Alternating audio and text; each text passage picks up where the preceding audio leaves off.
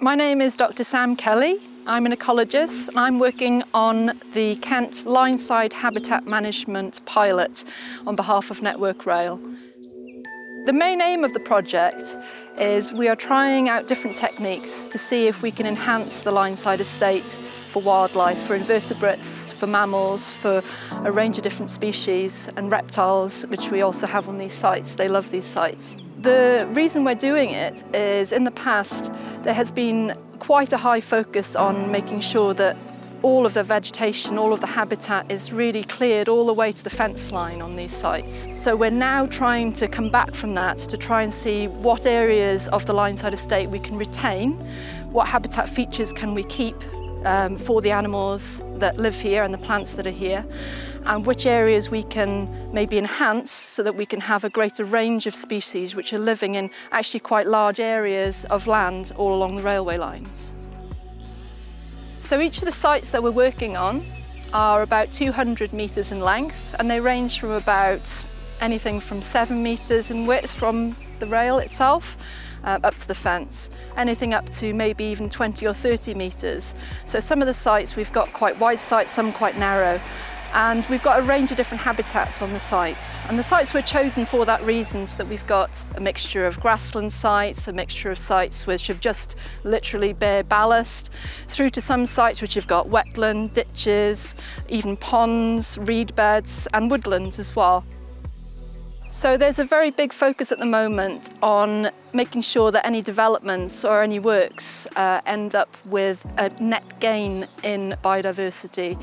So the new biodiversity metric 3 has come out, and what we've done is we have, as well as our surveys we've done of the sites for the habitats and species that are here, we've also done an assessment to see what the baseline score is in terms of biodiversity.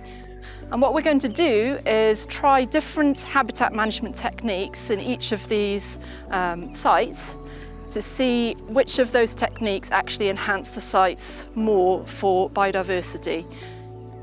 The habitat management techniques that we're trying out are designed to work with the habitats that we have on the railway.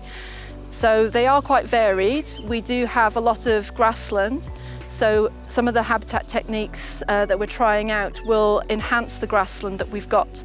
Some of them will try to convert it to a different type of grassland, or just try to incorporate different plant species into the mix that are in the grasslands that we've got, which will benefit all sorts of invertebrates and all the other creatures which then feed on those.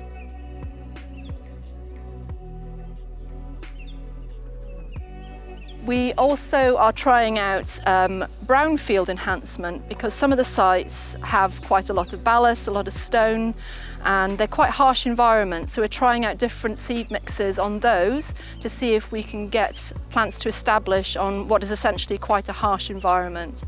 We've also got techniques which focus on scrub management. Sometimes we're trying out enhancing the scrub by diversifying it, planting different species in it, and cutting it on rotation and opening up glades in it. We're also trying out techniques which enhance woodland. So again, we're going to be opening up glades in woodland to let some more light in. Some of them are very shaded. We're going to be planting a greater diversity of understory species to try and enhance the woodlands themselves for species richness inside. And we're also looking at habitats which are outside of the Lineside. So there's a lot of woodland adjacent to the Lineside estate. And for example, we've got some sites where we have species such as turtle doves. So we're trying to work with the landowners on the other side of the fence as well to see if we can work with them to enhance what's here to help what's off-site as well and become an extension of that. For the next few years, we'll be coming back, we'll be monitoring to see what's happening on the sites. We'll also be doing maintenance on the sites to remove any species which are starting to re-establish, which we don't necessarily want to dominate the sites, making sure that everything's kept in check. And then hopefully, at the end of the project, we'll be able to see clearly that we've enhanced these sites for wildlife. We'll be able to see which species have benefited. We might even see which species didn't do so well. And that will inform how we go forward with managing the Lineside estate across the country, which techniques will be better invested in and which ones will give us more gains for biodiversity.